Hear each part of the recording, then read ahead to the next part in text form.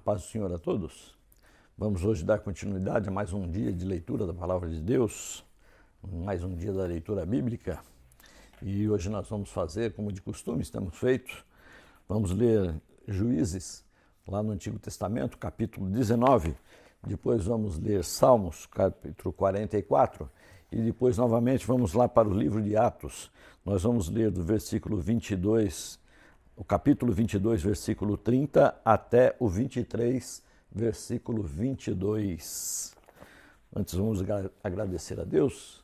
Senhor, graças damos a Ti, Senhor, por mais um dia, por mais um privilégio que temos de ler a Tua Palavra, Senhor. Abençoa as nossas vidas, derrama do Teu poder sobre nós, ó Pai. Dá discernimento da Tua Palavra, das Tuas coisas, ó Senhor.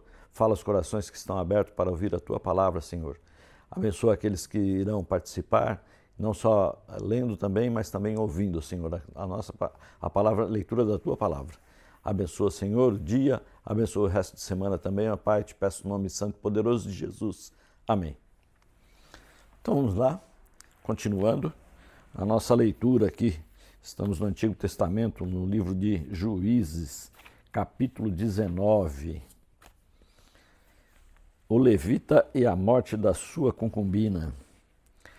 Naquela época não havia rei em Israel.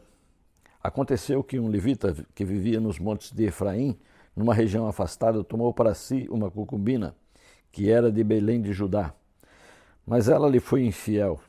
Deixou-o e voltou para a casa do seu pai em Belém de Judá. 4 meses depois, seu marido foi convencê-la a voltar. Ele tinha levado seu servo e 2 jumentos. A mulher o levou para dentro da casa de seu pai. E quando seu pai o viu, alegrou-se. O sogro dele o convenceu a ficar ali, e ele permaneceu com ele 3 dias, todos comendo, bebendo e dormindo ali. No 4º dia, eles se levantaram cedo, e o levita se preparou para partir, mas o pai da moça disse ao genro: "Coma alguma coisa antes, e depois vocês poderão partir." Os 2 se assentaram para comer e beber juntos, mas o pai da moça disse: "Eu peço que você que fique esta noite e que se alegre." E quando o homem se levantou para partir, seu sogro o convenceu a ficar ainda aquela noite. Na manhã do 5º dia, quando ele se preparou para partir, o pai da moça disse: "Vamos comer, espere até a tarde." E os 2 comeram juntos. Então, quando o homem, sua concubina e seu servo levantaram-se para partir, o pai da moça disse outra vez: "Veja, o dia está quase acabando, é quase noite. Passe a noite aqui, fique, alegre-se. Amanhã de madrugada vocês poderão levantar-se e ir para casa." Não desejando ficar outra noite, o homem partiu rumo a Jebus, isto é, Jerusalém, com 2 jumentos selados e com sua concubina. Quando estavam perto de Jebus, e já se findava o dia, o servo disse ao seu senhor: "Venha, vamos parar nesta cidade dos Jebuseus e passar a noite aqui." Seu senhor respondeu: Não vamos entrar numa cidade estrangeira cujo povo não é israelita. Iremos para Gibeá." E acrescentou: "Ande, vamos tentar chegar a Gibeá ou a Ramá e passar a noite num desses lugares." Então prosseguiram, e o sol se pôs quando se aproximaram de Gibeá de Benjamim. Ali entraram para passar a noite. Foram sentar-se na praça da cidade, e ninguém os convidou para passarem a noite em sua casa. Naquela noite, um homem idoso, procedente dos montes de Gibeá e que estava morando em Gibeá, os homens do lugar eram benjamitas, voltava para o seu trabalho de campo. Quando ouviu o viajante na praça da cidade, o homem idoso perguntou: "Para onde você está indo? De onde vem?" Ele respondeu: "Estamos de viagem indo Belém de Judá, para uma região afastada nos montes de Efraim, onde moro. Fui a Belém de Judá e agora estou indo ao santuário do Senhor, mas aqui ninguém me recebeu em casa. Temos palha e forragem para os nossos jumentos e para nós mesmos, que somos seus servos. Temos pão e vinho para mim e para a sua serva e para o jovem que está conosco. Não temos falta de nada." "Você é bem-vindo em minha casa", disse o homem idoso. "Vou atendê-lo no que você precisar. Não passe a noite na praça." E os levou para a sua casa e alimentou os jumentos. Depois de lavarem os pés, comeram e beberam alguma coisa. Quando estavam entretidos, alguns vadios da cidade cercaram a casa, esmurrando a porta, gritando para o homem idoso, dono da casa: "Traga para fora o homem que entrou para sua casa, para que tenhamos relações com ele." O dono da casa saiu e lhes disse: "Não sejam tão perversos, meus amigos. Já que esse homem é meu hóspede, não cometam essa loucura. Vejam, aqui está minha filha virgem e a concubina do seu hóspede, do meu hóspede. Eu as trarei para vocês e vocês poderão usá-las para fazer com elas o que quiserem. Mas nada façam com este homem, não cometam tal loucura. Mas os homens não quiseram ouvi-lo, então o levita mandou a sua concubina para fora, e eles a violentaram e abusaram dela a noite toda. Ao alvorecer a deixaram. Ao romper do dia, a mulher voltou para a casa onde o senhor estava hospedado, caiu junto à porta e ali ficou até o dia clarear. Quando seu senhor se levantou de manhã, abriu a porta da casa e saiu para prosseguir a viagem, lá estava sua concubina, caída à entrada da casa, com as mãos na soleira da porta. Ele lhe disse: levante-se, vamos. Não houve resposta. Então o homem pôs seu jumento e foi para casa.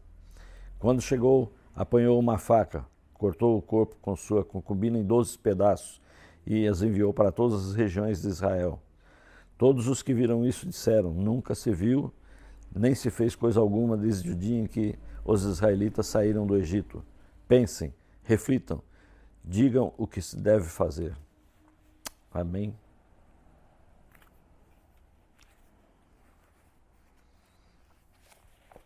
Agora no livro de Salmos, vamos ler o Salmo de número 44.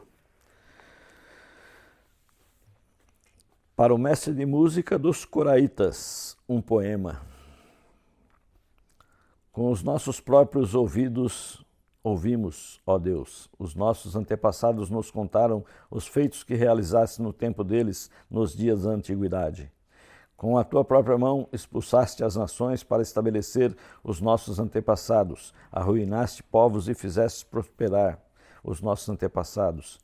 Não foi pela espada que conquistaram a terra, nem pela força do seu braço que alcançaram a vitória. Foi pela tua mão direita, pelo teu braço e pela luz do teu rosto, por causa do teu amor para com eles. És tu, meu rei e meu Deus, és tu que decretas vitórias para Jacó. Contigo pomos em fuga os nossos adversários. Pelo teu nome pisoteamos os que nos atacaram. Não confio em meu arco, minha espada não me concede a vitória, mas tu nos concedes a vitória sobre os nossos adversários e humilham o que nos odeiam. Em Deus nos gloriamos o tempo todo e louvaremos o teu nome para sempre. Mas agora nos rejeitaste e nos humilhastes, já não sais com os nossos exércitos. Diante dos nossos adversários, fizeste-nos bater em retirada, e os que nos odeiam nos saquearam. Tu nos entregastes para sermos devorados como ovelhas, e nos dispersaste entre as nações. Vendeste o teu povo por uma ninharia, nada lucrando com a sua venda. Tu nos fizeste motivo de vergonha dos nossos vizinhos, objeto de zombaria e desprezo dos que nos rodeiam. Fizeste de nós um provérbio entre as nações. Os povos meneiam a cabeça quando nos veem. Sofro humilhação o tempo todo e o meu rosto está coberto de vergonha por causa da zombaria dos que me censuram e me provocam, por causa do inimigo que busca vingança. Tudo isso aconteceu conosco sem que nos tivéssemos esquecido de ti, nem tivéssemos traído a tua aliança. Nosso coração não voltou atrás, nem os nossos pés se desviaram da tua vereda. Todavia, tu nos esmagastes e fizeste de nós um covil de chacais, e de densas trevas nos cobristes. Se tivéssemos esquecido o nome do nosso Deus e tivéssemos estendido as nossas mãos a um Deus estrangeiro, Deus não teria descoberto? Pois ele conhece os segredos do coração. Contudo, por amor de ti, enfrentamos a morte todos os dias. Somos considerados como ovelhas destinadas ao matadouro. Desperta, Senhor, por que dormes? Levanta-te, não nos rejeite para sempre. Por que escondes o teu rosto e esqueces o nosso sofrimento e a nossa aflição? Fomos humilhados até o pó, nossos corpos se apegam ao chão. Levanta-te, socorre-nos, resgata-nos por causa da tua fidelidade. Amém. E agora, vamos lá para o Novo Testamento, continuando a saga da expansão da igreja, e agora o martírio de Paulo. Paulo diante do Sinédrio. No dia seguinte, visto que o comandante queria descobrir exatamente por que Paulo estava sendo acusado pelos judeus, libertou-o e ordenou que se reunissem aos chefes dos sacerdotes e todo o Sinédrio. Então, trazendo Paulo, apresentou-os a eles. Capítulo 23. Paulo, fixando os olhos no sinédrio, disse: Meus irmãos, tenho cumprido meu dever para com Deus com toda boa consciência até o dia de hoje. Diante disso, o sumo sacerdote Ananias deu ordens aos que estavam perto de Paulo para que lhe batessem na boca. Então Paulo lhe disse: Deus te ferirá, parede branqueada. Estás aí sentado para julgar-me conforme a lei, mas contra a lei me mandas ferir? Os que estavam perto de Paulo disseram: Você ousa insultar o sumo sacerdote de Deus? Paulo respondeu: Irmãos, eu não sabia que ele era sumo sacerdote, pois está escrito: Não fale mal de uma autoridade do seu povo. Então, Paulo, sabendo que alguns deles eram saduceus e outros fariseus, bradou no sinédrio: Irmãos, sou fariseu, filho de fariseus. Tenho sido julgado por causa da minha esperança na ressurreição dos mortos. Dizendo isso, surgiu uma violenta discussão entre os fariseus e os saduceus, e a assembleia ficou dividida. Os saduceus dizem que não há ressurreição, nem anjos, nem espíritos, mas os fariseus admitem todas essas coisas. Grande alvoroço, e alguns dos mestres da lei que eram fariseus se levantaram e começaram a discutir intensamente, dizendo: Não encontramos nada de errado neste homem. Quem sabe se algum espírito ou anjo falou com ele? A discussão tornou-se tão violenta que o comandante teve medo que Paulo fosse despedaçado por eles. Então ordenou que as tropas descessem e o retirassem à força do meio deles, levando-o para a fortaleza. Na noite seguinte, o Senhor, pondo-se ao lado deles, disse: Coragem, assim como você testemunhou a meu respeito em Jerusalém, deverá testemunhar também em Roma. A conspiração para matar Paulo. Na manhã seguinte, os judeus tramaram uma conspiração e juraram solenemente que não comeriam nem beberiam enquanto não matassem Paulo. Mais de 40 homens estavam envolvidos nessa conspiração. E dirigindo-se aos chefes dos sacerdotes e aos líderes dos judeus, disseram: Juramos solenemente sob maldição que não comeremos nada enquanto não matarmos Paulo. Agora, portanto, vocês e o sinédrio peçam ao comandante que o faça comparecer diante de nós com o pretexto de obter informações mais exatas sobre o seu caso. Estaremos prontos para matá-lo antes que ele chegue aqui.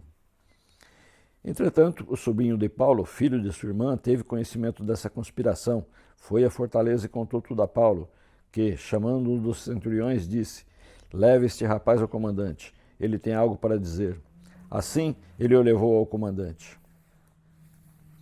Então o centurião disse: Paulo, o prisioneiro chamou-me, pediu-me para que trouxesse este rapaz, pois ele tem algo para te falar.